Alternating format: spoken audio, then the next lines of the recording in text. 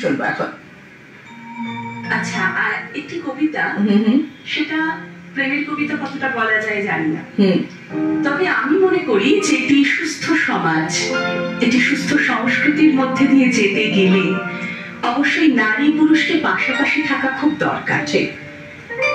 নারী শ্রেষ্ঠ পুরুষ শ্রেষ্ঠ এই দ্বন্দ্ব সারা জীবন ছিল, আছে, থাকবে, কিন্তু যদি নিজেদের মধ্যে সঠিক সহাবস্থান হয় তাহলে একটি সুস্থ পরিবার, একটি সুস্থ সমাজ অবশ্যই গড়ে উঠতে পারে বলে আমি মনে করি। ঠিক বলেছো। তাই বছরের শুরুটা এই প্রতিজ্ঞা নিয়েই বরং শুরু হোক। আজ শোনাবো সৈকত কুণ্ডুর লেখা আমার কথা। কি নামই আগে ডাকবে ঠিক করো, জননী, বধূ, মোহিনী নাকি কাম?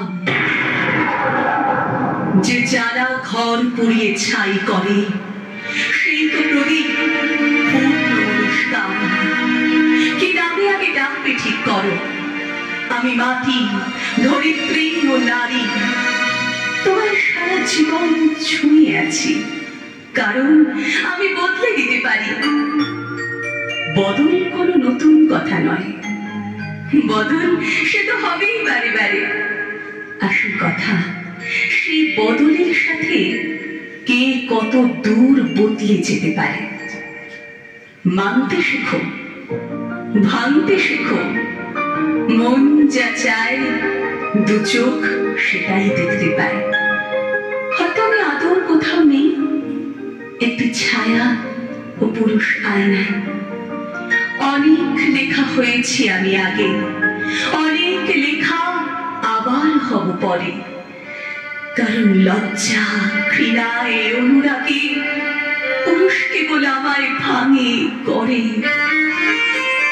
সেসব লেখা এখন ভাত বাড়ে, সেসব লেখা গানের স্কুলে যায়, সেসব লেখা আবার প্রেমে পড়ে।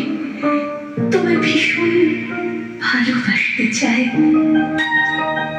তুমি আমার উল্টো দিকে নেই, কাছে এসো, বরং দাঁড়াও পাশে, ঠিক যেভাবে দাঁড়ায় আগুন কাঠ, দুজন মিলে পুড়তে ভালোবাসে।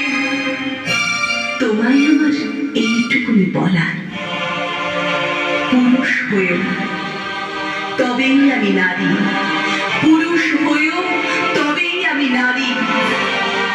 তুমি আমায় চিনতে শেখো আগে, যাতে আমি তোমায় চিনতে পারি।